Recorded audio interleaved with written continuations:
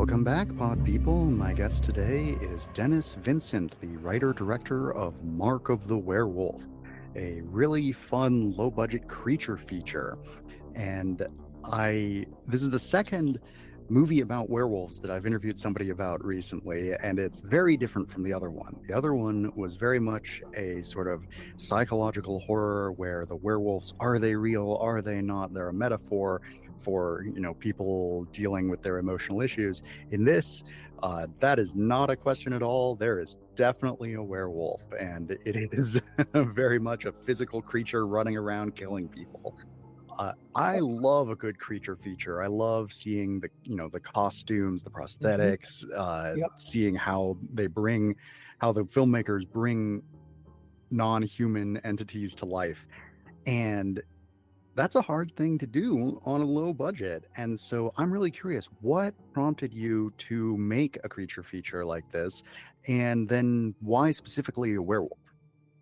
Well, actually, so it took me 4 years to finish this movie. So this goes way back, I think 2021, and so there's a friend of mine. His name is Joe DeMiro. So he had seen my very first film, which was called Rage of the Mummy, and he liked the editing on that a lot. And he kind of wanted to team up to perhaps maybe we can make you know, a film together, and he wanted to do a werewolf movie because he thought they were kind of popular, they were getting popular. So that was the reason it even became a werewolf movie. And he wanted to do something that was more or less a 70s, 80s kind of throwback, which I was all for as well. And so that's how it started. And what happened is that I had written one movie, one script. It took me about 4 months, I believe, to write it. And then I presented it to him, and it was good. He liked it, but the problem was that it seemed like it was going to be a little bit out of our budget for this kind of film. So I had to rewrite it again, and we wrote something that was a little bit kind of like Friday the 13th with a werewolf in it. Is really what the story was. And so I was experienced in my first film I had made, which was Rage of the Mummy. That was my first narrative. Now I had done documentaries before this, which were two documentaries I had done. So that was my only experience in this. Now I didn't go to film school, so I was all new to this whole experience. My background actually is in painting and sculpture, so I actually have a BFA in fine art, and so I can have a good vision for composition and things and all that. But I was new to film, but I had started Rage of the Mummy, and when I did that, because that was my first narrative, I learned a lot on that. And when I did that, that was another one. It took me about 3 years to make because I shot it on the weekends and I had friends, and that's really how I shot the movie. But I shot it on weekends. I was able to set everything up, and I could take a week to set up a set and do everything that way. And then I could call my director, my actors in, and we would shoot it within a few hours. Well, it looked like I had everything together, and it went pretty smoothly. So these weren't consecutive days. So my experience was just taking my time shooting it through the summer. Well, when we shot this movie, he lives in Pennsylvania, upstate area, so the northeastern part of Pennsylvania, and we shot in the Binghamton area. So we shot even in upstate New York and Pennsylvania is where we were shooting. So I went the first year in 2021, and it was kind of a disaster because I didn't have enough experience about shooting in consecutive days like that. I had just taken my time doing that. Well, we didn't have much help either. Now, I was used to doing everything myself because I'm a control freak. So I do my own lighting. I get to make sure the sound's what I want. I do my own props, everything. So I'm the one running around the set, putting sandbags down on lights so they don't fall, all those things that I'm the one doing all of that because most people I work with don't have the experience. They can carry things for you and hold things, and they can hold a boom mic, and that's fine, but I got to get all the settings for them. So I really don't, I have to do everything pretty much myself. And so I frequently got teased a lot about that. But that's what I did when I was up there as well. Well, it got a little out of hand where I couldn't control everything.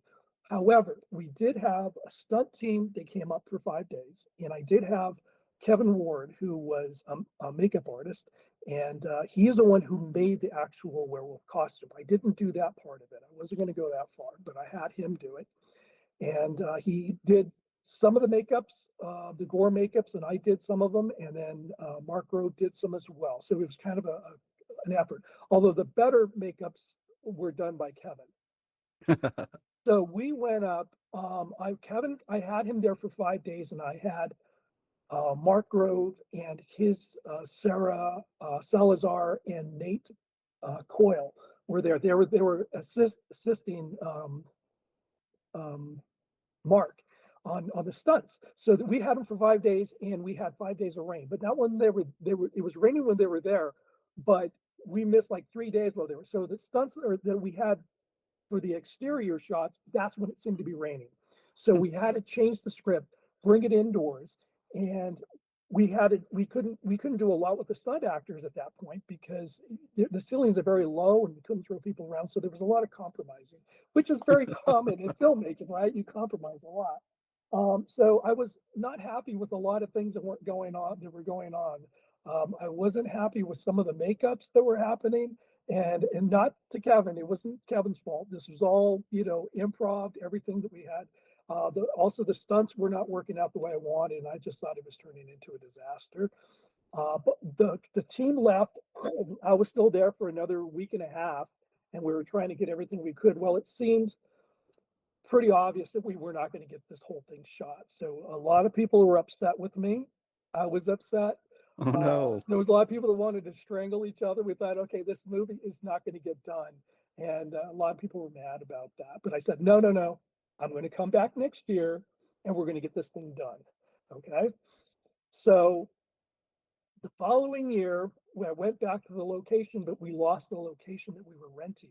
The, it was sort of like Camp Crystal Lake. It was beautiful. We had this beautiful lake and a cabin, and it was just gorgeous. Well, the guy sold it, and we were renting it from Verbo, and the guy sold it, Oh and man. so I had to now change the script once again. It became something completely different. And I had to think when I was filming it that I had people upstairs. There was a couple that was making out. I had people that were outside. And then so they were just scattered things. And I had to think, how am I going to connect all this and reshoot it? So that's what I ended up doing. And the second year was not any better than the first year. It was a little bit of a disaster as well. And it was getting very expensive. And I was going to give up, but I didn't. So I came back after the second year. I said, okay, let me edit everything I have so far. What do I have? Somewhere in here, I have a movie. I don't know what it is yet because all I had was a lot of shots that were disconnected and things like that. So I had to change the story one more time. So I wrote a third script, but then I couldn't get people to cooperate. Some people didn't want to fly down from Pennsylvania or New York. And I was trying to get people that were local here that I had and try to put something together. Some of them would want to work, some didn't want to work. So I finally asked Mary, who's my lead in the movie, Mary Liz Adams. She plays Brooke Meadows, the lead actress. I said, I should make this movie about her, really. So I put everything together. I bled in front of the keyboards trying to think of some way I could fix this mess that I had. And I came up with something I thought was better than the first script or the second script I had written. It just happened. I mean, if you work really, really hard and you think it's impossible, sometimes you can find a way. And I did. And Mary said she would definitely come back. So I flew her here. She spent the week and we finished the movie, her and I had some help here as well. And I got it and I cut it together, and it took me a couple of months to get it cut just right. And then I knew the audio was the next thing that would really push it over the edge. And I had hired somebody, but they failed me, and I paid them for it, and a sound guy to do it. Because at this point, I was already burned out. I had been working on this movie really almost every single day for 4 years. Oh man. Yeah, but what I do to make money is I'm a handyman, so I do handyman work, and that's how I'm able to afford, my equipment and to pay actors and help and things like that, and the locations and everything else that goes into production. And so I did that, but mostly I worked on the film, and it was really the editing. I did so much editing of that film to really beef it up and make it the best I could make it. And that's what I did. So when the audio guy failed me, I had to do it myself. So I got a month and a half behind, and I did it. I did it all over again, and I completed the special effects, audio, the editing, everything, and I think it came out pretty good. And so far, I have a lot of people who like it, and these are people that don't even know me. So it's not like mom and dad and all relatives say, "Oh, your movie's great." No, I just had other people I didn't even know, and they seem to like it. So far, I get kind of mixed reactions from it. But so yeah, it's different. It's hard to talk about because it's a little bit like Sleepaway Camp, where it's hard to talk about it because you end up giving the ending away. So I don't know if this is something that you want to talk about, because it would spoil some of the film. But Uh, this is generally a full spoilers podcast. oh, it Well, is. yeah, Okay. yeah. I do like Okay. to introduce people to uh movies that they wouldn't have heard of otherwise, but then also the idea of this is like once you watch the movie and you want to know about how it was made, you want to learn more about, the Sure. thought that went into it, you can listen to this as almost like a DVD extra feature type thing. Gotcha. Okay. Yeah, then that's fine. Yeah, then I'm willing to talk about all of that. So yeah, I mean, if you want me to, I can tell you really what rough, so we can recap on the story. Yeah, sure. If you want it, it's up to you wherever direction you want to go in with this. But as far as the story went, it was really a conventional film, pretty much like Friday the 13th. It was pretty much a ripoff of Friday the 13th. The beats, everything, to the last girl, which Mary was supposed to be the last girl. And then when the second year came and we lost the cabin, I decided to make it a dream, which I did not want to do that because everybody says that's it's a cop out. And I agree, it is. It's a cop. Oh, we'll just make it all a dream. And so that's how the second year went. And I there's if you notice, there's so many nods to so many different things in this film. There, I have things from sci-fi from the 1950s feel to it. I have things that feel like it's the Giallo films. The lighting is very much like that in some ways, I think. There is a 70s horror feel Oh, to it. It's got everything. yeah, yeah. The I mean, nobody listening to this can see because this is an audio only podcast, Yeah, but the lighting in the movie is actually pretty similar to the lighting setup that I have going on in my office right right now, here. yeah. Yeah, I can see that. Yeah, The that's true. two-tone red and blue. Right. And Yeah, exactly. Yeah, kind of like a creep show or something, that kind yeah, of, yeah, that and strong lighting. yeah, yeah, Giallo films, Suspiria, things like that, Yes, definitely reminded me of that. And you use the pentagram as the eponymous mark of the werewolf, which is right. from the original Wolfman movie. Exactly. Exactly. That's what I was doing. So I threw in everything I could visually to make everything exciting and interesting. And so as the movie got cut differently, I started adding things. So basically, I made this movie as I shot it. I made it up as I went. I really did. I was just lucky that I believe it came out with a good ending. So when I hear this all the time for the people who've already seen the movie. So they said, "Oh, it seemed like it was going to a dream, and I thought that that's what it was going to end up being." And lo and behold, yes, she wakes up from this dream. And then I get them again because it really isn't a dream. What happens is we find her in a prison ward and she's actually the killer. And they're really shocked by that. And so we find out that she's just making this up. She'd been making this whole thing up. So a lot of people said that they really did not expect that twist at all. It was really threw them for a loop, and I think that's the success of it. That when you stick to this movie, you watch it, you're kind of wondering what's going on because there's a point there where you start with reality, and then there you don't you the line blurs between where I don't know where we left off in reality, and now this fantasy world sort of takes over. So it becomes a very surreal and very art house looking towards the end, but it becomes more interesting as the film develops. So for me, it's not really quite a slow start. I did the best I could to make every scene interesting, and even putting because the idea was that she was this actress. So the movie is kind of a parody of itself in the sense that it starts off where she's this actress, she's looking for a part. She calls me, the director of the film itself, and she's reading the script of the title of the movie that we're actually watching. She's saying, "No, I'm your lead," you know. And she says, "I want to audition for you." And I said, "No, no, I already have somebody for that part." But she's like, "No, no, I'm your lead." So it's sort of that kind of a funny parody that happens in the beginning. So you think that Oh. you're this reality, and then as she's reading the script, she starts to dream into this mirror, and you think, okay, what's going on now? We're talking to this wizard, this other guy that's an assassin, and they look something right out of James Bond or something, and then this witch is involved, and you're going, what the hell's going on? Well, I thought we were back at this hotel in New York City. But then from there we see that she's actually reading the script, because when the werewolf actually kills this couple, she's startled, and then she's like, oh, she was just reading the script. That's where we were. Okay, now we know why that all made sense.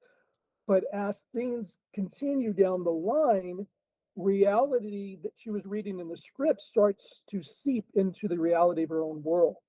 And then when it goes to the about the 50-minute mark in there, that's when things really take off and become very surreal. You're like, what is going on? But you sort of stay for the ride because it's so interesting. There's a lot of action and a lot of kills and a lot of interesting things that start to develop. But when you stay for the entire thing to the end, it all falls into place. All the pieces fall into place. And I think there's a sense of satisfaction for most everyone I've talked to who does like the film. I hear this all the time. They go, I have to see it again. I can't tell you how many people I've heard say that to me. Like, I really like this movie, but I have to see it again because they feel like they were missing some elements or some pieces or parts of the mystery or something. I don't know, but I understand that. So I remember because even Mary, the lead, saw the movie. We sat here with my daughter in my room, here at the house, and we watched it together. And she really didn't know how she felt about it. Like she liked it, but she wasn't really sure. And when we showed it at the theater, because we showed it at the Mayan Theater in Denver, and she saw it there. She goes, I love this movie now. She goes, I don't know what it is. I had to see it a second time. But when I saw it a second time, I really, really like this movie. And so that's kind of the same response that I seem to get from people, is that the first time they're not quite sure what they saw, then they have to see it again, and then they like it. So it's a very similar thing. But anyway, I'm rambling. I don't know what else you want to talk about. Um, so that's all I can tell you. Now I shot this on an anamorphic lens. I was excited about shooting that, and I like them, because you're shooting in widescreen, true widescreen. And I was excited about using the lenses, and they're prime lenses, so you get this really beautiful, crystal clear picture. And I shot it on a Sony, which is really responsive to low lighting, because I knew a lot of the film was going to be shot at night. So that was the reason I chose that format. But one of the problems I found is when you shoot widescreen, you have a lot of real estate in the back that you've got to, you know, uh, do something with that, and create lighting, and there's some you have to shape the lights. And so I that was a real problem for me, because I had to take time. People were like, rolling their eyes, like, oh, Dennis is on the set again, trying trying to fix this little flower in the background, or that moving this chair a particular way and all that. But it made the difference, for me, because all the shots were planned very carefully. But I think the next one I'm doing, I'm not going to go widescreen like that. I'm just going to go 16:9, because it was just so much work to try to fill out empty spaces. You had, especially when we shot outdoors, we shoot outside, but there's no lights, right? So you just have the actors lit up, they're lit up, but it looks like two people standing in a black velvet painting. You have nothing going on in the background. So what really saved this was throwing fog. So I threw a ton of fog back there. When it lit up the whole picture. And we kept that going. So that really was a savior. And it also that we shot, because I'm from Denver. I was born and raised here, but I lived all over. Like right now, I live in Northwood, but we shot all over. When I shot the last year, we shot it all over these areas here, and I shot a lot at Fort Lupton. On I don't know, it was this guy who owns a lot of property there, and we shot it there. And now you don't know where we are. We could be in Pennsylvania. We could be in upstate New York. When you cover everything with fog, it really hides all these imperfections or things that you don't want to be seen. I understand that Warner Brothers did the same thing years ago when they were fairly new. They did a lot of gangster films, and they would just have these small sets. They threw a lot of fog in because that was able to fill in a lot of the flaws that were on the scene. So that's I did the same trick, and it worked beautifully. So fog is my friend. This movie for sure. That really helped a lot. But Yeah, I don't know. What else did you want to know about this movie? I don't know what else to tell you about it. There's so much because I did so much on it. Yeah, yeah. So, you compared this to Friday the 13th earlier, and yeah, Hmm. I think that it very much has a slasher vibe in that, like, there are a lot of characters in it, and a lot of characters who only show up for one scene and then get killed by the werewolf. Yes. And I was a little surprised to hear that so many different special effects, like makeup artists, worked on it, because my guess upon seeing so many scenes like that was you had like one guy working on this who's really good at gore effects, and you just wanted to show that off over and over. Hmm. Um, but in fact, you had several people doing that. So Yeah. tell me a bit about how like that decision came about. Well, originally, I know that I knew I had to do a lot of work on this film, and I wanted to start backing away from doing everything because when I did Rage of the Mummy, I did everything on that film except for one of the makeups. That was it. Otherwise, I did all of them. I even did the music, so I composed the film music. On this one, I did arrangement of both my own compositions and other things, which I'll get into another time. But I just was it was just too much for one person, you know? And like I said, I'm frequently teased all the time, like, oh, there's Dennis doing everything again. It's like I have to do everything, I'm doing the hair. It's just too much for one person. So I said, all right, I'm not going to do the werewolf makeup. So Joe DeMiro, who is my film partner in this project, he said, well, I'll take care of that part of it. I'll try to find someone or find some. So we even tried to buy some werewolf costumes that were from other films. And I think, what is that one? Werewolf of Bray Road. I think we tried to buy theirs because he had finished that movie. But I don't remember how much they wanted for it. But we just said, you know what? Let me see if I can find someone else because they wanted like 15 grand to 20 grand for one costume like that of a werewolf. Wow. And I know I could do it myself, but I just didn't want to take the time to do it. So I knew Kevin for many years, and I said, Kevin, would you do it? And so he did. He gave us a really good price, and he did it. And he was all, and I also put him in the movie as well. He's also in the film, and so he also helped me with some of the makeup work. Of course, I can't do it while I'm filming, so some of the prosthetics I made myself. Kevin applied them in some of the scenes, and he did the makeup on that part of it. But I created all those things and all the gags I created too, the blood gags, like and all that. But Kevin did the throats, some of the throats he did all that. So it was really kind of a joint, an effort between us. The sheriff scene, that was the one that Mark Grove did himself. So the sheriff, when he gets killed and gutted out, that was Mark Grove did those makeups himself. So those are his. And so again, it was like a mix of everybody. It's just the three of us, I would say. But mostly me and Kevin did the makeup work on that. And what was I going to say? Yeah, so the witch makeup, that's mine. I did the prosthetics on that for when at the end when that dream sequence and everything. And what else? There's just too many. I can't even think of everything. I'll think about it later. Oh yeah, I did the. Well, so do you remember the one with the girl that she was the 1950s? The guy's watching the television. Uh, he's watching TV by himself, and that's when it looks like a 1950s B film. That monster makeup of the alien, I created that. So that one's my own. I built that and put that on him, and that Oh, was elaborate work actually. But so yeah. yeah, so what I wanted to do in this also is that when you watch these films, they're always watching a movie in the movie, right? So if it's yeah, so I was like gonna say, yeah, there's several movies within a movie in this. yeah, so I decided to make my own. I didn't want to use anything that was in public domain. They always use Night of the Living Night of the Dead. Living Dead. Yep, yep. Was it Carnival of Souls, Plan 9 from Outer Space? It's always the same ones, and these people are like rolling over in their graves, not again, not again, in their film. So I said, no, I'm going to do my own. So I decided to do my own productions on those. So they just did these shorts, and they were elaborate. They took a long time to actually create and put together, but I think it was worth it for me. And those you can actually see in their fullness on my YouTube channel. So that you Oh, can see them, cool. and they're only like a minute and a half, I think, long, just 3 minutes, so you can see the whole thing. But that's everything that I filmed. And the only one I don't have up there is a one that was in black and white. That's the only one I don't have up there. But I'll probably have that uploaded at some point so everybody can see them. Because when I got the actors on board to do it, they go, wait a minute, we're only going to do this. Like, we're doing this whole production, but you're only going to see like a few seconds in the movie. I'm like, yeah. They're like, I go, I'll tell you what, we'll show the whole thing. I'll put it up on my YouTube channel. So then you'll have the entire thing that we did, so everybody can see it.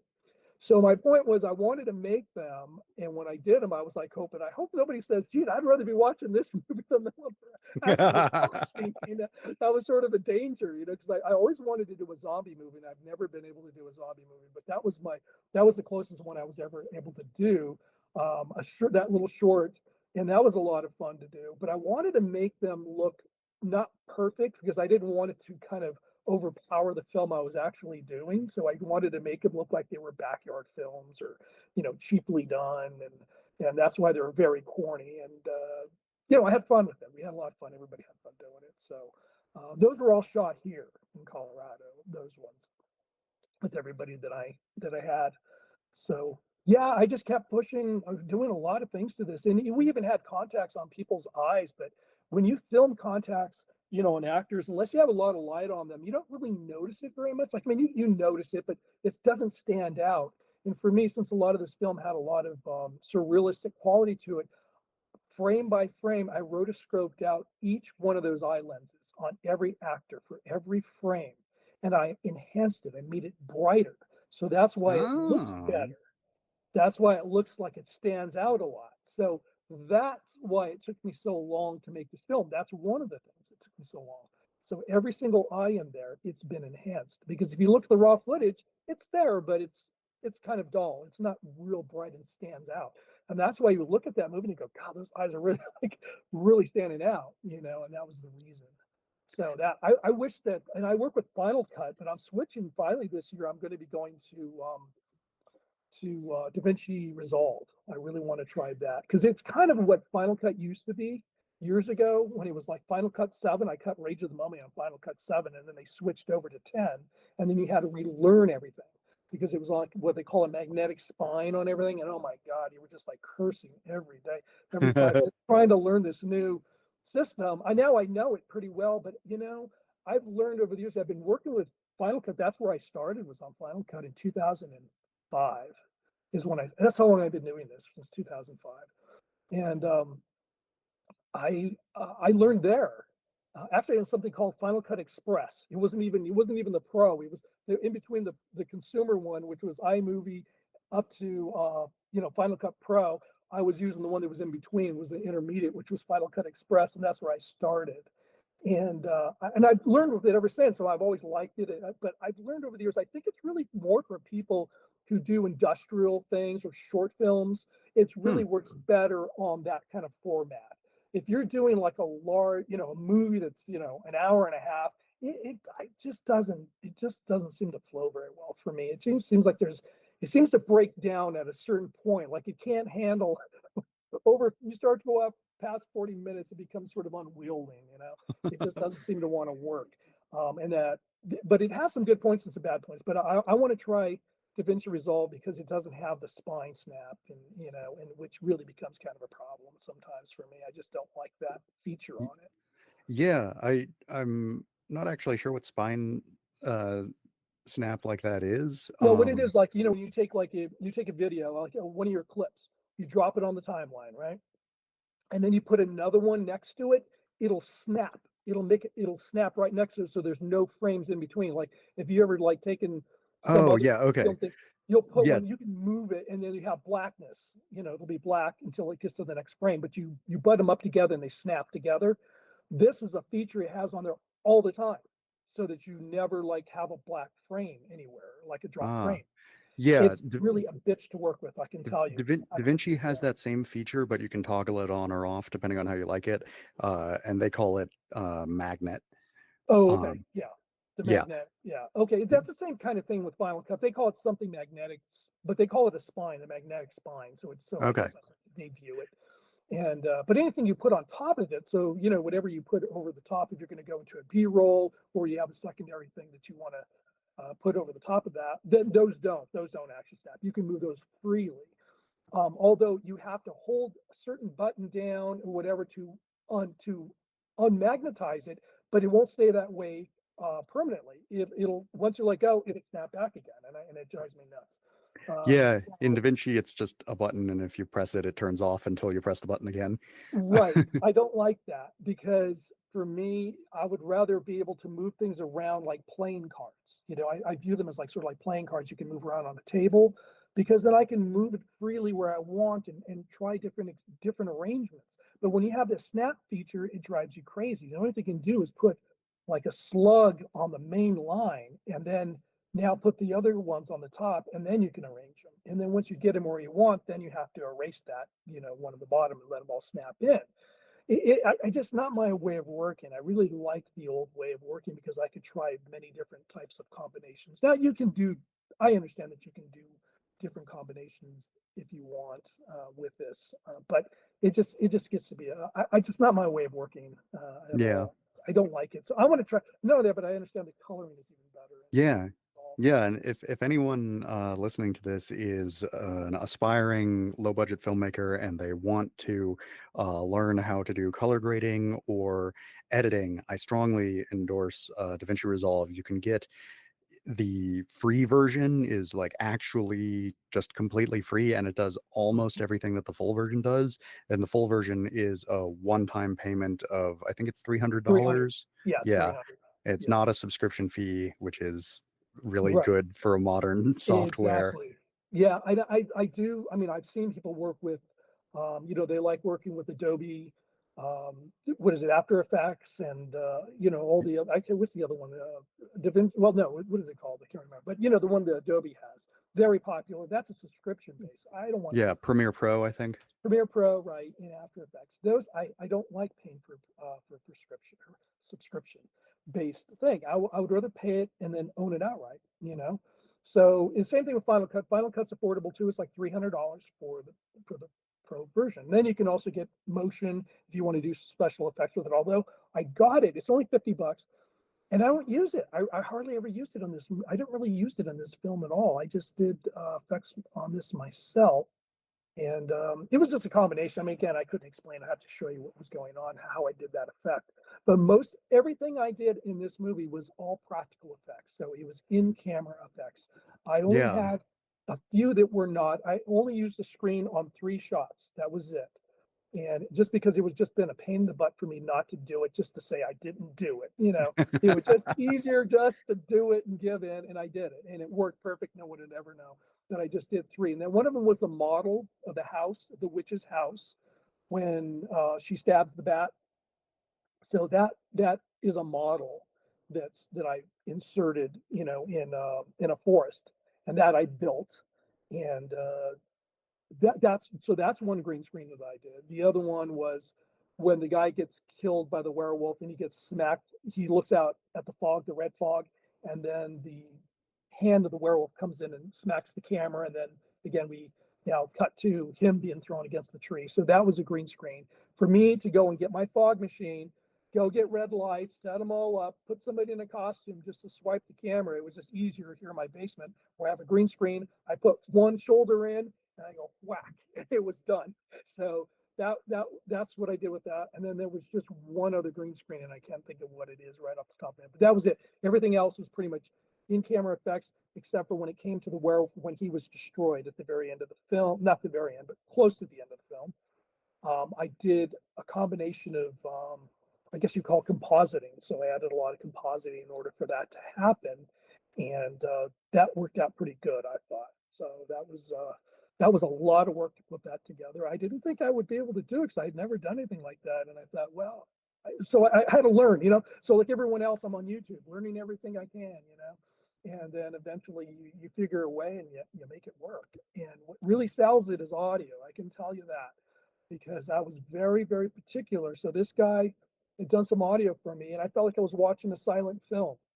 Because one thing that you have to understand when it comes to doing audio, you can have 50 sound effects just for somebody opening up a car door and sitting inside and starting the car. There could be 50 audio clips. And the more detail you put, the more you sell that effect, the more it sounds realistic, everything. And that's what I did with this movie. So I really beefed up the audio in this and I mixed it myself. And some of the Foley I bought, some of it I do it myself. So it's a combination of those. And all the Foley I buy and all the music tracks you might have heard on this, I bought them all from something called Audio Jungle, which is in Vado. And I like them because you can buy for film.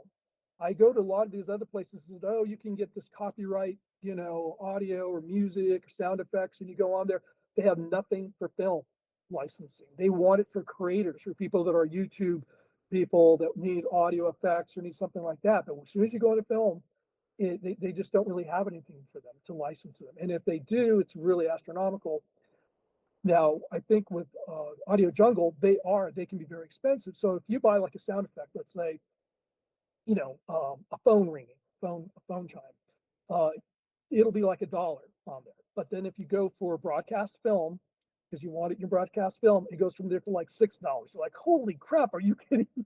just for film, but it's more expensive. Everything is very, very expensive when it comes to that. So you can imagine those audio music tracks that I had. I had some rap and I had some, all kinds of things. I had classical music in there. Those were expensive. Those were expensive. Each one of those tracks for quite a bit. And if you just Hmm. buy them normally, they'd be like $25 or whatever to put in, But when it comes to film, you're like $600. I'm like, oh my god, But you just do it because you know it's going to make the film, and you own it for. I mean, it's not an exclusive license, but it's for the permanent of your entire film, the life history of your film. You don't have to pay royalties again. You do that one payment, you're done.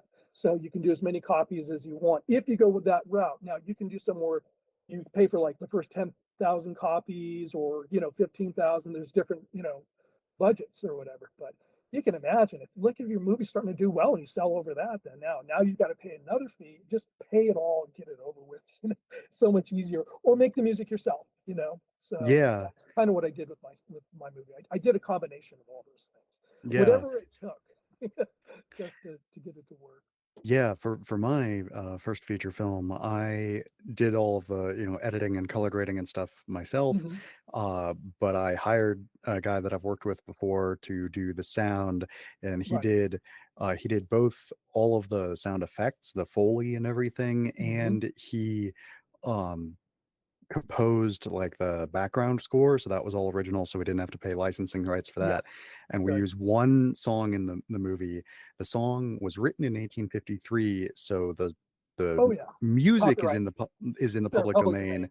Yeah. And for the performance, I found a guy who had performed it a few years ago on Hmm. YouTube, and I sent him an email saying like, "Hey, I'm making a micro budget horror film. Can I use your song in the movie?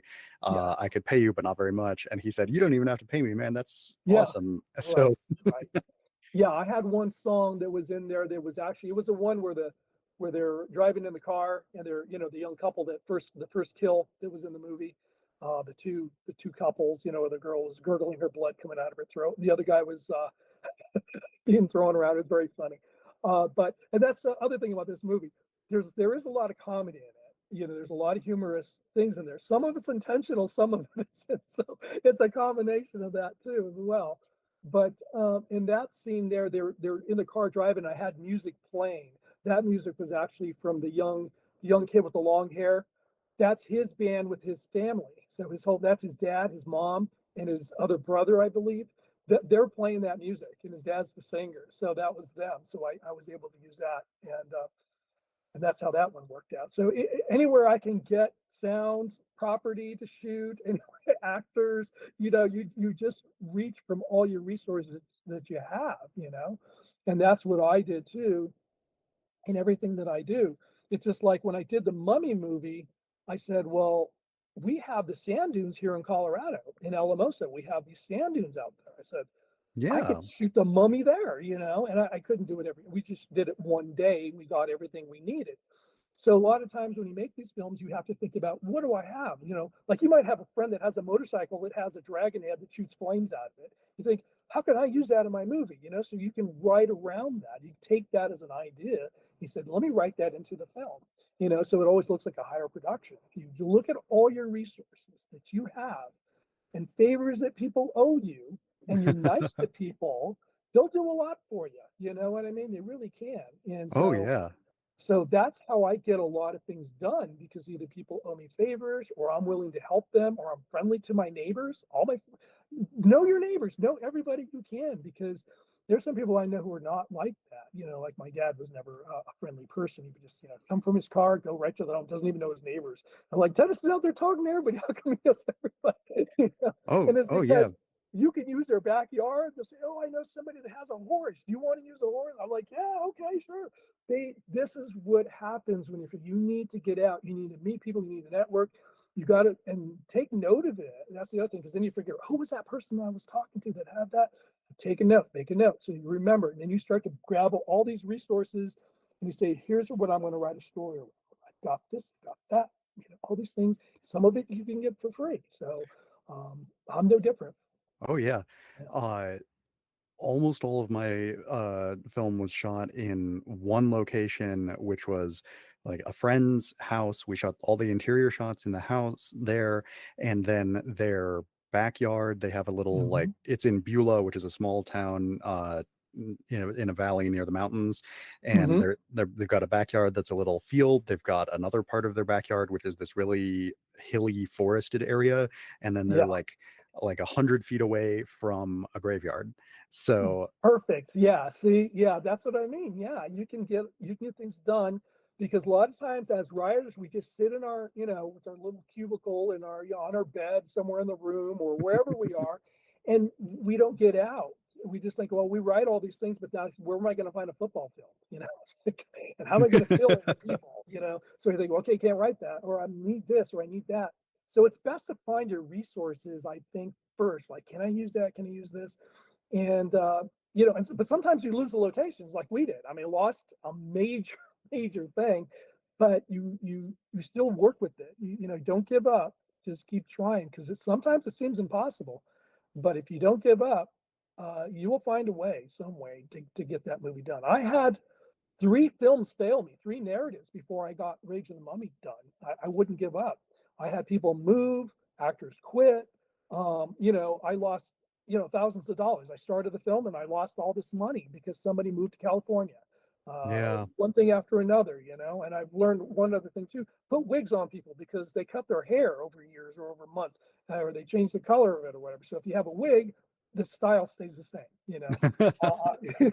So there's just little tricks you have to think about, but yeah, it's a tough business. I can tell you that.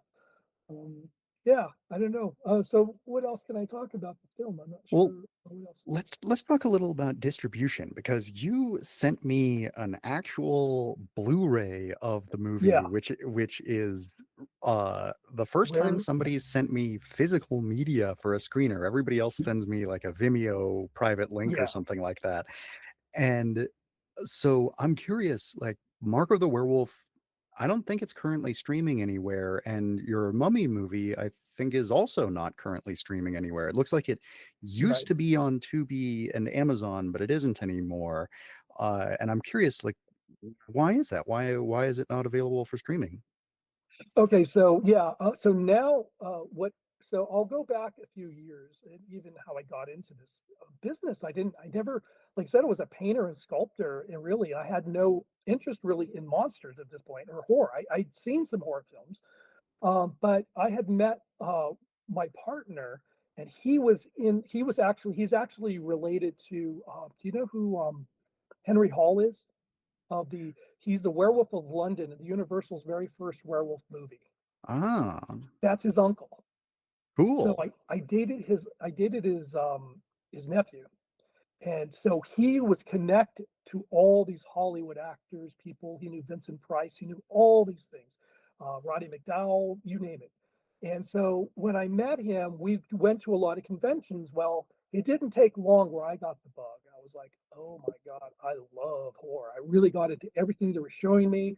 I felt wholeheartedly involved in this. So I was 43 when I first got into film. I'm really new at all this. I really don't know a lot, but I like staying kind of naive about it because I think that if you don't know enough, you kind of find a new way of doing something. And as a painter, I knew too much, and so it kind of froze me. because I said, well, I can't do that because someone's already done that. Well, I can't do that because David Sally did this or Eric Fisher or something. So I was always comparing myself.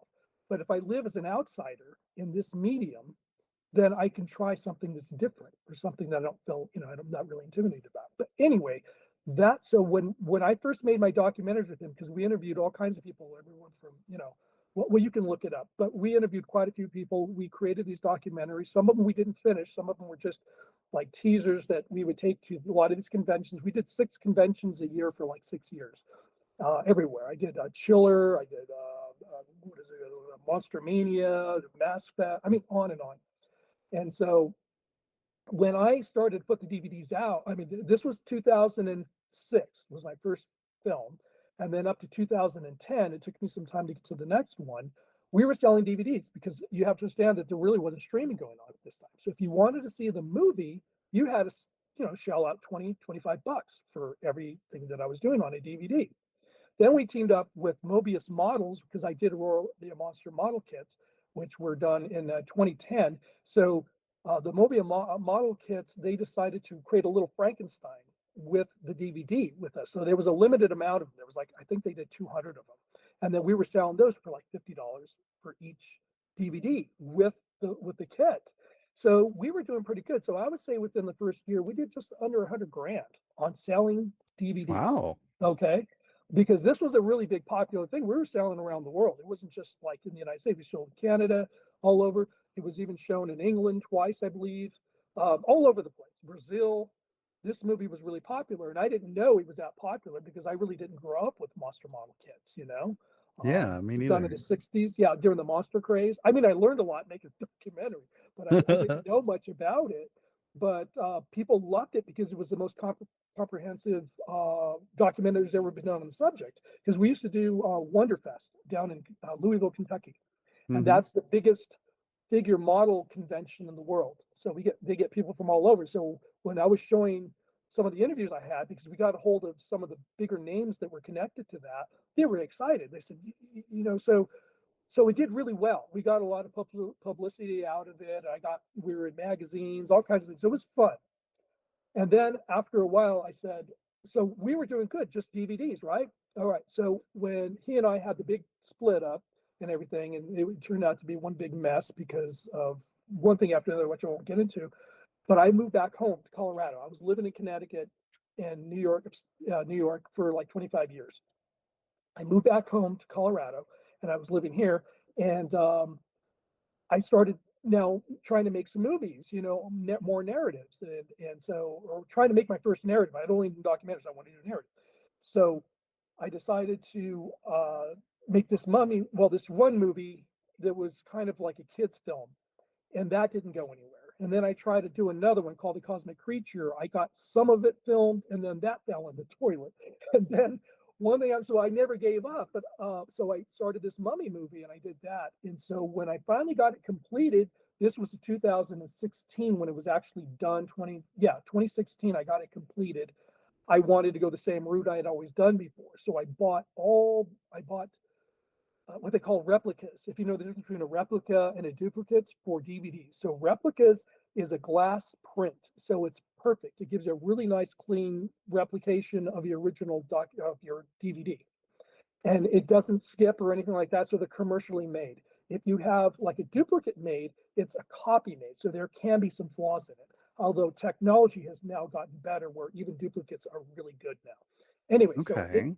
for a minimum, you can only buy 1,000. That's the minimum that you can buy for a replication for a high quality commercial DVD.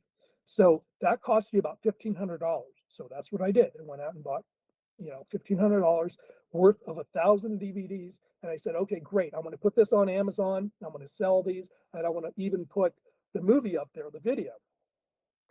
And those are the days where you could do it on Amazon because they were looking for content. They were actually looking to start sell that. So I got it on there right away. And this was in 2016. And so it was on there, and I wasn't getting any DVD sales. Nobody was buying DVDs. Everybody was streaming. At this point, that's when streaming started to take over because I was still thinking about the old days when we sold all these DVDs. Well, nobody was really buying them anymore. This is where you kind of have to learn what's going on in the market, you know. I mean, I can make the film, but I don't know the business end of it. I was learning, you know.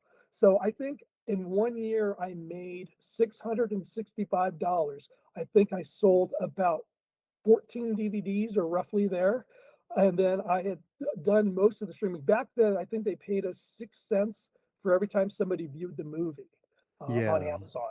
It was about 6 cents. Now it's like a penny, I think, but it was like 6 cents then. And I made with everything $665 or something. That was it. And so from there, the sales just started to plummet. It was going nowhere. So somebody Mm. suggested to me, why don't you have a distributor pick it up? So I said, oh, well, who would pick it up? And they said, well, there's a lot of them. So they gave me some names and I did. I got one to pick it up. And they picked it up, which was a Wild Eye releasing. They picked it up and they picked it up in 2018. They held on to it for so long and they went past the date they were supposed to release it, but they put it at least on 12 sites, which I was happy about that. 12 streaming sites. It was on everything. And I think it stayed on Tubi the longest. And they just now took it down, just like I think about 2 months ago, they finally took it down. We had a 5-year contract and whatever. But Hmm. you kind of wonder, did are you making that much money or did they not pay you enough or whatever? You just get to the point where I hear this from everyone. You just don't trust them anymore. But Yeah.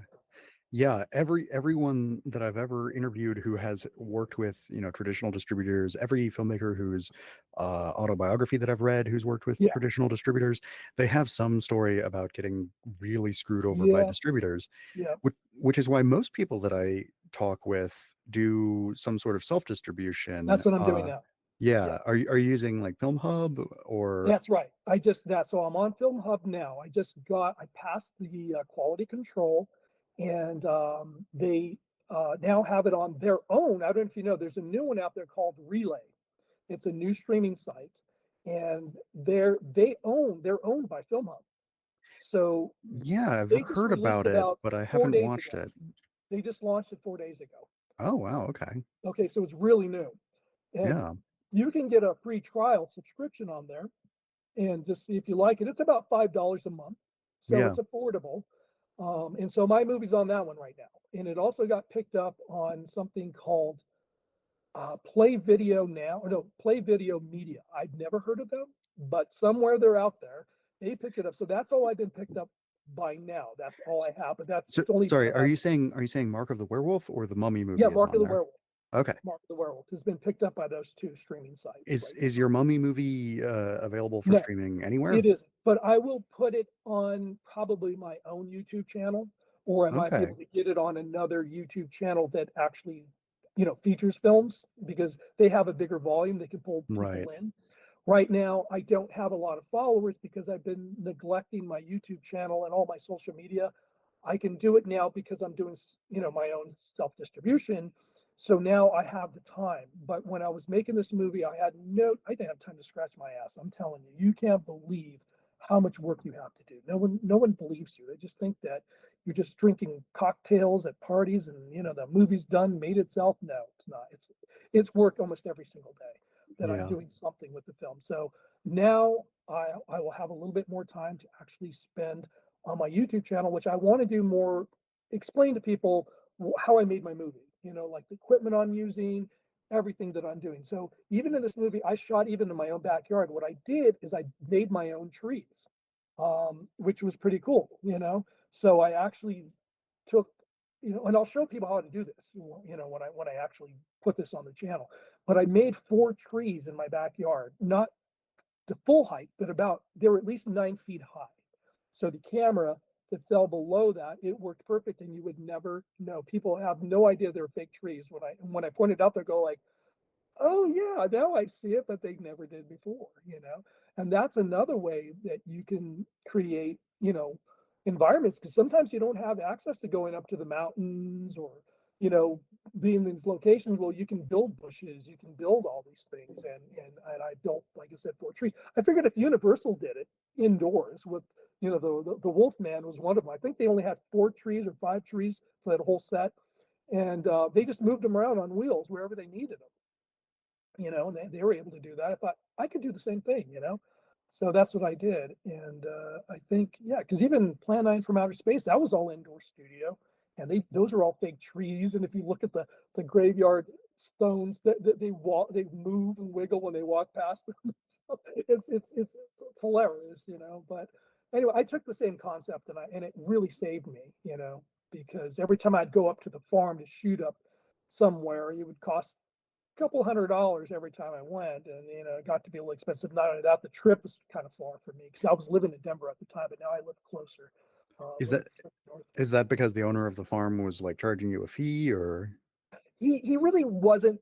I offered it, you know, so I offered him the fee because I felt guilty to go there and just say, "Oh, I need your farm again," or "I need your farm again today. I need it next week," or you know, it gets to be kind of an annoyance to have somebody, you know, take advantage of you like that. I get it. So when I started offering him, you know, money, that makes me feel better. It makes him feel better. And that was something that I learned also. I didn't pay anybody when I did the movie Rage of the Mummy. When I did, no actor got paid for that. And so I started doing Mark the Werewolf the same way. I didn't pay any actors. I figured, hey, I'm putting him in a feature. It should be a payoff on its own, you know, because most people, you know, make shorts. They don't really do feature films because they're so hard to make. So I figured, well, the payoff is that they get to be in this feature, you know, and do that. And so I wasn't paying them. But after things started going south and things started, you know, cooperation, all that, I said, you know what, I got to start paying these people. So that's what I was doing. I started paying my actors, and that's what I do. And then I also was paying help for some things that I couldn't handle all myself. So I hired a gaffer, and he was sort of a PA, but he knew his way around a set because that's what he went to school for. So he could set up. I didn't have to teach him how to do anything. I have to teach people all the time how to do lighting, like you know how to put BTO, half of one of those things on a light, or how to use any kind of barn doors and how to dim the lights, or even everything, like how to even build the light, how to put it together or something, because I use Godox, or I'll use some of the names are escaping right now because I haven't done it. I've been on set for a while. I tend to forget things that I haven't done for a while. So like even today I was like, how do I set this camera thing of audio up, because I haven't done that for a while. So if you don't do it every day, you kind of forget. So it's like with the editing, you stop doing that, you forget. I look at my sound bag and I think, wait a minute, how do I do the gain on this again? Where's the gain? Where's the inputs on this? So it's kind of like that. But I know I lost my concentration when I was talking about it. So we were talking about distribution. So that's kind of where I was. So right now everything seems to be streaming, and uh, you're just not making as much money. But there is people out there, especially horror fans, who still like to collect media. They still like the DVDs, and so I have that for people who want those still, and I love them. I collect DVDs as well, but you just have to learn to adapt, I think, to the new technology, and that's what they're doing. Just most people just want to stream everything, yeah. and so I'm learning how to do this, I guess, right now. That's where I am. Yeah. Yeah, Yeah, I mean, the thing I always say is that, like, as much as I love physical media, I can't afford to buy as many DVDs as, there are movies that I watch. I need to rely on streaming for that, otherwise I would, yeah, go broke in a week. yep. I know, it's true. Yeah, so that was the other thing. Like, so I guess back to that lesson that I was learning, which is to pay people. It gets expensive, but you get better quality from it. Everything gets better. People feel better about it. They don't feel like they're being ripped off. You feel like and you can yell at them. Like, hey, what the hell am I paying for? You stop talking, because when you have friends, you can't really yell at them because they're helping you. They're helping you out. They're doing, they're doing you a favor. And a lot of them just want to, play around on the set and have a good time, take pictures and put them on social media and say, hey, look at me, look what I'm doing, and all that. But it's like raining money on the set. People don't realize that, the time that it takes to just do how many shots you have for that, few hours. That was the other thing I learned too, was that when we shot this during the summer, because it's really a summer film, well, it doesn't become night till around 9 o'clock. 8:30, it's still, sun's kind of still setting, but 9 o'clock is really the sweet spot where it's actually dark and it's night. Okay, so if you start shooting at 9 o'clock, cameras start rolling. How far can you go? 1 o'clock, 2 o'clock, 3 o'clock. Most of these people don't. Some of them aren't professional actors. They're like, okay, screw this shit. I'm not gonna be hanging around here all goddamn night. So that I roughly had about 4 hours to shoot every night. because most of this movie was a night film. Yeah. So I said, if I would have been smart, I would have done a day for night and I could have shot through the day because not really shooting at night, but then you have a very styled, looking film, which still looks really nice because I've seen a lot of, like what Mad Max, the new one or whatever, that was all day for night. It had a very stylized look to it, and it looked great. You know, there's just something with the suspension of disbelief that they say, which is that you start to believe that they really are there at night, even though you kind of know it's not a nice thing, but it becomes nice. Um, so that's probably what I'll probably do in the next film so that I can shoot anytime, during the day and the night or whatever, and then make it work. But this one I did, and I shot all at night. And if you were going to, I only did one day per night in that movie. And that's when the car's coming up at the very beginning. They were between mountains, and then you cut to the car. That was the only day for night I had to do because I couldn't shoot it during the day because that wide of a shot, you can't light up mountains. You can't do any of that. So and if I shot it at night, it wouldn't work. So I had to shoot during the day, and then I put a blue filter over it, and then I made it work. That was another lesson learned for me. I mean, if you're on a real low budget, that's the best thing to do, just to shoot day for night, because then you can shoot any time of day. You don't have to wait for people, and you don't have to, have all these problems of saying, "Oh, I'm really going to shoot this at night." So some of them you can get away with really shooting at night because they do a combination. If you watch any old films, they do a combination of that.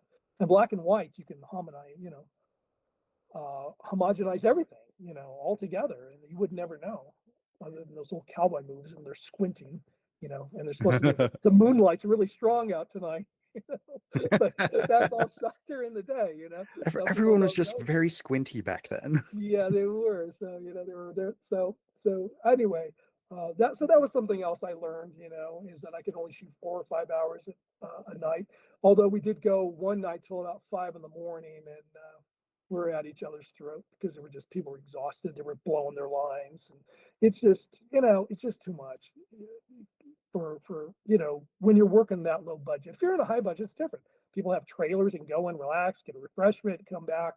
Now I have worked on films where it was like we started at 10 or 8 in the evening, and we went and shot till 6 in the morning, and we were with kids. Some of these kids are like 10 years old, and they're bouncing around at 3 o'clock in the morning. They have all this energy. I'm like, holy crap, how can you do this? I mean, their parents were there, granted, but there was still the parents were like half asleep, but the kids were having a good time.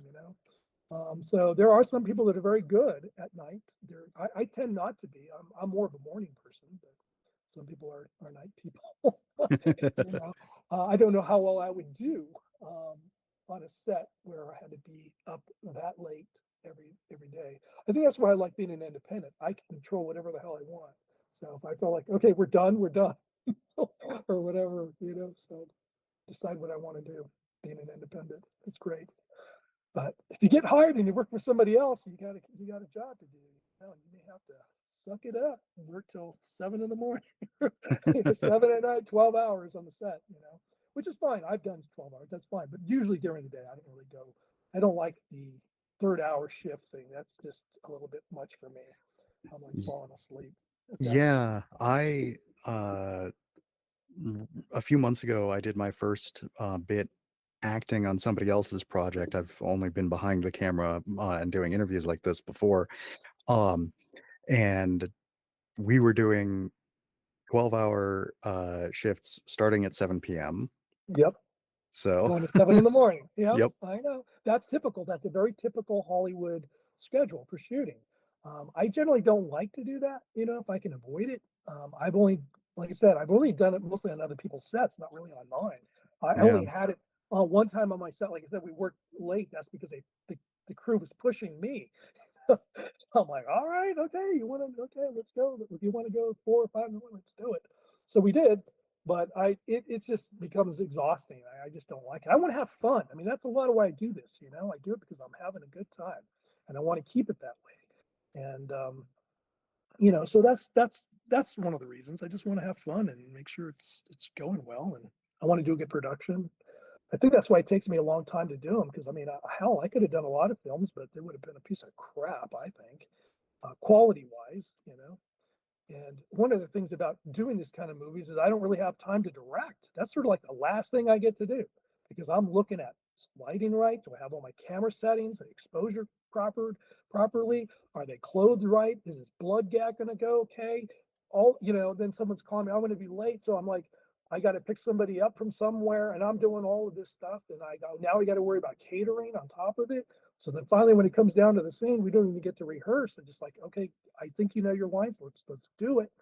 And if it's working, it works. I figured, that's close enough. I don't have a, script supervisor to tell me, well, the line was different or something. Because I don't have it in my own goddamn memory what the hell their lines are. I don't even have the luxury to even look over the script. I just sort of go, okay, we're shooting this. Okay, cool. All right, good.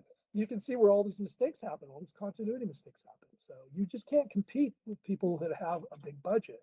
You just really can't. You just have to shoot it. But I could have done it. I could have done where I just did, quick done a lot of movies, but they would have just done quickly. They would have been terrible. But I wanted to make sure the quality was there and all that. I don't know about anything else, but I know that they're getting better. So from the first movies I start, so if you start off, wanting to do film, it's always good to start with a documentary because that's something you can really control. It's something where you don't have to worry about continuity with, having actors to direct them.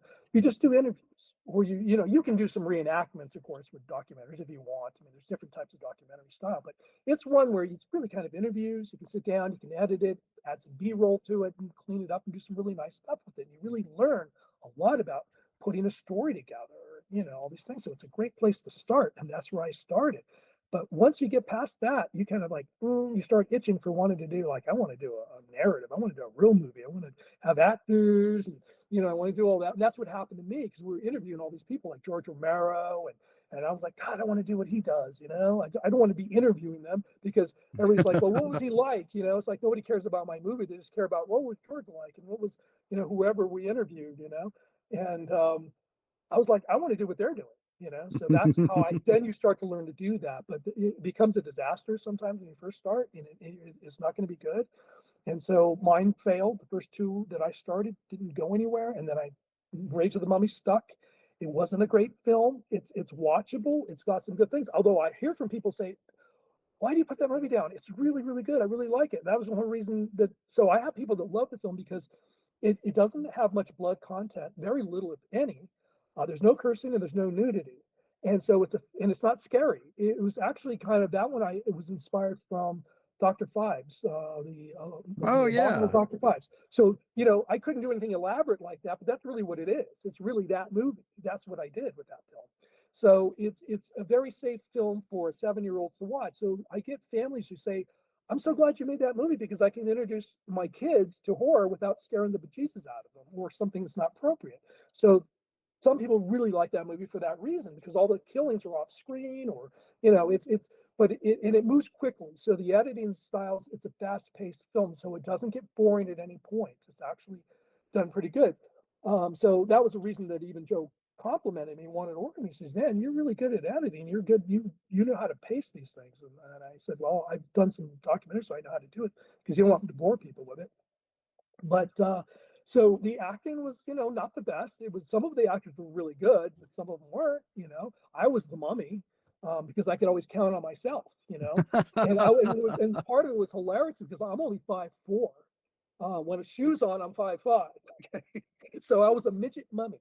And that's kind of what's hilarious about the film because I put some platforms on me. So I think I got 6-foot platforms I had to walk on. And so the film has a lot of tongue in cheek. I should have made it a hilarious belly laugh, but I didn't. I just made it sort of a humorous movie. And some people watch it and they're not sure if it's supposed to be funny or they should be laughing or not. I'm like, no, it's a joke. Laugh, whatever. But so I should have really gave it a good kick so that people knew it was a comedy, but some people don't know it is. And but it's well crafted. The film is very, very well crafted. I spent a lot of time on every aspect of the film, but there's not much of a story there, and Hmm. I knew I wouldn't be able to make much of a story because I just wanted to see if I can make a movie. That's what I wanted to see. And that's really what that was an experiment. Like, let me get through the first hurdle. Can you even make a film? Can you light it? That's where I learned a lot of lighting. I learned to work with actors. I learned to do all these things while I was on set. So once I got all that going, then the next one I knew would be even better because now things that I thought were important turned out to be not so important. Things that I thought weren't important were very important. So it was like all those things that I was learning. And so when I did Mark of the Werewolf, again, I was another turning point. I was learning, but the films were getting better. The quality was getting better. Everything was getting better. The story was a little better than the last one. So the story got better at the beginning, but now it turned out to be a much better story than I anticipated. So this next one that I'm working on a new one now, and it's an anthology horror film. The reason I'm going with an anthology is because it's manageable.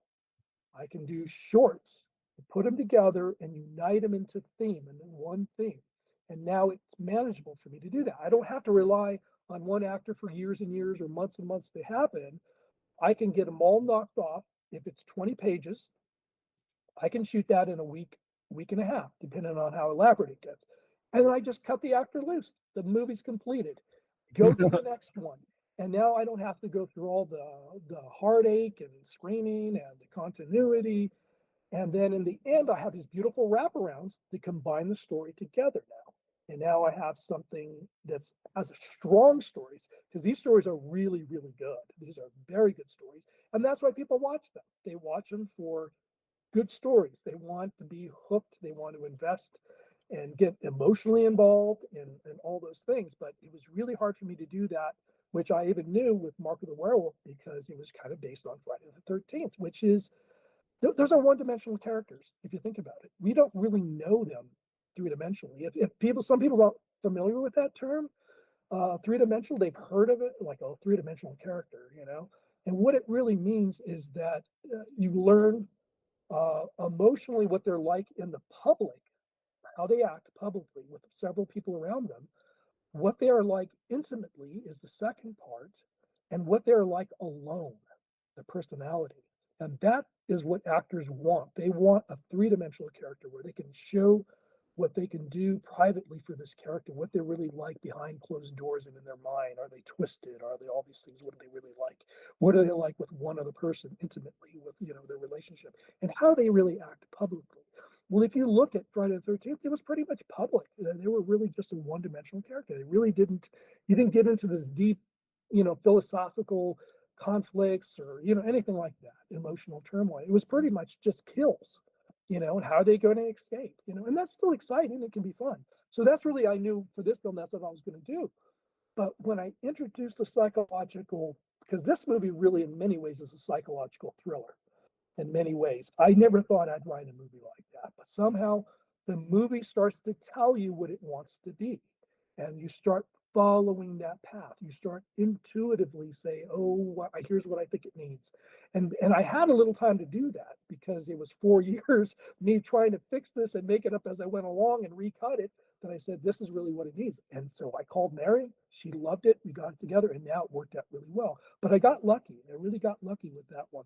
But the next one won't. The next one are very solid stories, very solid acting. And now I know how to handle the lighting. I know how to handle the audio. I know how to handle props. Anything else I need to do that's logistically to make this film happen, I can make it. I can do it because I've already gone through all my punches and all everything that I went through at the very beginning. I went through all that. So now I have a much better understanding of how I can do this. So anyway, I'm rambling again, but you let me know what else I can talk about. But so that's where I am right now, and I want to make it kind of. I love Jello films. I love Mm, Fulci and Dario Argento, and the Bava and all yeah. those. And so that's what this movie is going to really be. This anthology. I'm basing it on that look. That's the look I'm going for, and this shooting style, all of that I'm going for in this film. So you can have those fast zooms, and the bright colors, and also on top of it, um, I'm going to. What else am I going to do with this film? I just lost my train of thought again. But anyway, that's what I want to do with this film. I'm really excited about approaching this movie. I was talking to a few of these actors. They're still around. Many of them are, and I might put them in the movie. Some of the original ones. And I don't know yet. I'll see if there's if I can afford it. I would like to put some of these actors in there. Some of the really Italian actors are in these Giallo films would be great, but we'll see. I don't know yet, but I'm excited by that, and yeah, Yeah, that's a new direction I'm going to go for this film. Anyways, awesome. yeah, So, where do you see the future of independent films going? man, I don't know. It's I think it'll always be where it is. I mean, I think that people will still continue to make film, no matter what the market is. I think that people think when you get into things artistically, that they go, "How are you going to make a living? You know, how are you going to survive?" You know, um, I don't know. I think that you have to just it has to be innately in you that you want to be creative, and you have to think what medium is it that you actually can express yourself best through. I mean, I started through, like I said, painting and sculpture, but it could have been dance, it could have been writing, it could have been acting, it could also. But one thing I found was that I like to do everything. I like to do a variety of everything. So even when I was a sculptor, I liked doing other types of forms of art. And so when I found film, it seemed to fulfill all those things because there's days that I don't feel like being on a set. I can write, or if I don't, if I want to act in it, I can do that. So there's so much variety, you can never get bored with it. But I think that it will never die in a sense because people are always going to have this need to express themselves through film because they love film and they want to do it. As far as like making a living it doing it, I you don't know. It's a crapshoot. You know, going in the film industry is a crapshoot. I was making about $3,000 a painting, and I gave it up to be a poor filmmaker. So you know, so I don't. You know, for me, it's a good. I don't know. I don't mind. I still paint. I don't paint as much as I used to. I'm painting for this film because this okay that was what I was going to talk about. So this film's not only a Giallo style film, but it's a film that takes place in an art community, something I know very well. So it takes place. These are all artists, and they're involved in this art community that murder and supernatural elements take place in it. So it's a way of me playing through a lot of things that happened to me as an artist, living in New York City, how you get ripped off, all you know the crazy personalities of people that you work with that are just in the arts in general. But I think that people are going to continue to do painting. They're going to continue to do sculpting, no matter what the market may be. I think they'll continue to do it. Where it's going technically, if that's what you're asking me, I have no idea. I know it's easier now to make a film. Um, that's for sure. It definitely is. We have more advantages. I think about those old films that they did. They like now we can look at playback. You know, you could do that back then. You know, when they were making actual film, they didn't have a playback. They just like you hope you got it. You know, you check to make sure that the gate's clean and there's no lint or hair in there, and then you just move on to the next shot. You look at the dailies the next day to see what you have. You know, Yeah. but now we can do a playback. We can keep shooting as many times as we want. We don't have to pay for development of film. That was like so expensive back then. Now it really costs nothing once you've got your camera and your storage. So there's a lot of advantages that we have, but I think really the most important thing is that you have something important to say that speaks to certain people. You know, that's really what it comes down to. Because people are really forgiving with technical parts or, you know, audio, not so much, but you know, they're pretty forgiving. As long as you have a good story that's gonna keep them engaged, I think anybody can continue to do this. And you know, you may find an audience, you may not find an audience, but I think that you gotta do because it's something that you feel inside of that you just need to express yourself, you know, and you have something to say. Um, Yeah. so Yeah, I don't know if I that don't really answers expect your to ever make question, money but off of yeah, yeah, I think you're right that there's more people like more accessible tools to make movies than ever before. But you're it right. used to be the case that if you had made a movie, it would be pretty easy to make money off the movie, and nowadays it's much harder to do that. It Uh, is. You're right about that. So the thing is that I think that if you have in your mind, what can I do to make money from film, then you kind of lose a little bit of, in other words, you know when someone's just doing something to make money or whether it really comes from their heart. And when you do something that really comes from the heart, people will connect with that. they will. And you may think, oh, my story is just it's too personal. They wouldn't. No, they do connect to that, and it also becomes very different and something unique. There's so many films out there that I've seen this movie before. They go to they done this, they done. You got to do something. Which I know when people have seen this movie that I just did, The Mark of the Werewolf, they go, I've never seen a horror film like that. They've never seen one like that. They said that's one's really different, and and it's true because I don't really follow, like, I'm not a film buff at all. And people ask me all the time, oh, did you Huh. see that? No, I don't. I've never seen it.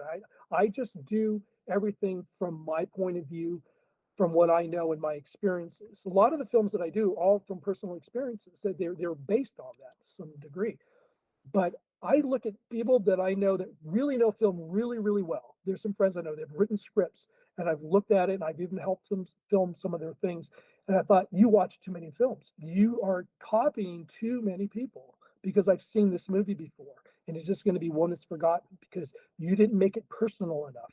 Because you're too worried about, oh, how can I make this sell? Because everybody likes, Terrifier. So everybody wants to start doing a Terrifier type film now. Like, what can I do Yeah. with the clown? What can I do? You can't follow, you can't be chasing that because it has to be your own thing. Even if it's not popular now, it will be eventually. Someone will discover that film. They'll discover something you're doing. So you can't think about the money. You got to think about, why are you really doing this? You're doing it because it serves a purpose inside you. That's really, and if the money comes, great. But if you're just going to do things for money, then you've really kind of sold your soul in some ways, and you're not going to be really satisfied because you're not doing what you want to do. If you're doing what you want, that's why I'm an independent. I want to do this because I'm doing what I want to do. Nobody tells. This is one place in my life nobody tells me what to do. You know, it's true. It's the one place that I can do what I want. To an extent. I mean, you do make compromises. It's true. But I'm the conductor. I'm in control. I can't control everything. I can't control the weather. I can't control people walking off the set. I can't. There's something, but I can control a lot of it. So in the end, I make the final decision how I want things to work and all that, and I like that. But if I just did it for money, well then, geez, I'd be doing like wedding videos. I would be doing, other industrial stuff. That's just making me money. And then what's the point? It doesn't satisfy me deep inside. It doesn't. So I'm happy doing what I want to do right now. And if it makes money, great. If it doesn't, well, I gave it a shot. I'm doing it because I enjoy it. I want people to see the movie. I've given so many DVDs away for people because I want them to see the movie, and I just do it because I want people to see the film, and that's more important to me. I'm at an age right now where I'm close to retirement. And I'm having a good time. I can still go out on the set and move things around, and and have fun and work with young people and everything. And how much time do I have left before I go? Not too much. So have a good time. Just have a good time. Joe, do what you want to do, and that's the way I see it. But Yeah. Yeah. So usually I direct people towards where they can stream the movies that I'm talking about, but that's not yeah. really an option here. So where would you like Well, listeners to go? they can't see that on Relay. Oh, that's That right. is Yes. streaming on Relay. So Yes. that, but it will start to stream more and more. And if you friend me on Facebook, I always putting up things on there of what I'm doing currently, and I'll have more of that. I'm also on Instagram, although I'm starting to learn because my daughter's telling me now to you need to be more on Instagram because more people are on Instagram. So I'm starting to switch over to Instagram a little bit more now and trying other social media. So that's one place they can go to find out where it's going to be streaming. Also, you can get on an emailing list if you go to my website. So I now have a website where you can read about me or what I'm doing, my other projects, things like that. And so it's DennisVincentFilms.com. And that's where you can find, so you can go on an emailing list there, and I will tell you where it's going to be streaming next. And right now it's just started streaming on the sites now. So and then, like I said, I'll probably have Rage of the Mummy. I may put that up on my YouTube uh, channel. I'm not sure yet what I'm going to do, but that one's available too. You can buy it from my store. So if you go to, like I Nice. said, yeah, so if you go to DennisVincentFilms.com, to my website, they'll have a store there, so you can buy Mark of the Werewolf on DVD, Blu-ray, and then you can even buy Rage of the Mummy on DVD, because I don't have it on Blu-ray. But there's some people that are asking me, "Are you going to put Rage of the Mummy on Blu-ray because we want it. And I'm thinking, well, I'll give it some thought because I didn't think I want it. But there's some people who really like this movie because it's so quirky and so weird and so different. It's a very much an art house film that they love it, you know. And so so that's where you can find that stuff. Now my documentaries I don't own anymore. Those I sold the rights out, so I don't know. You can find them if you go on eBay, I believe. You can find a few of them. Although they're pricey right now because they're rare. So I think the last price was like $174 for one DVD of this one of Aurora Monster Model Kits. That one was very expensive, and the first one is even rarer. It's hard to find now.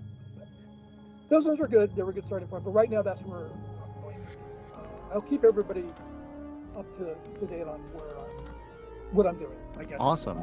On my social sites. And this will probably go live in February. So if the movie has on your YouTube channel by then, I will include a link to that as well. Okay, cool. Yeah, that'd be great. Yeah. So, good. I don't know. Do we have anything else, or that is? No, I think that's about it. We've been talking for about an hour and a half. Okay, well that's good. All right, that's Yeah. So thank you for coming on and talking with me. Well, thank you for having me. I really appreciate it. Yeah, and I'm looking forward to watching that Mummy movie. Okay, cool. All right, good.